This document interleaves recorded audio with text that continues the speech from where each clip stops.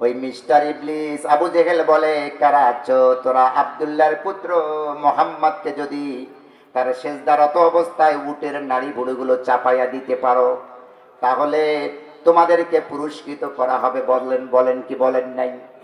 বন্ধুরা আমার, আমার নবী, বিশ্ব নবী, মানবতার নবী, দরদের নবী, রাহমাতাল লিল আলামিন সিজদায় গেছেন, উটের নাড়ি ভুড়িগুলো চাপাইয়া দেওয়া হয়েছে, ঠিক না বে ঠিক? তার মানে এটা বোঝা যাচ্ছে আল্লাহ রাসূলের সিজদাটাও নিরাপদ ছিল না, যার কারণে যারা দিনের বেলায় কি করত, তাদের বিশ্ব নবীর সাহাবীদের গতিবিধি তারা লক্ষ্য করত।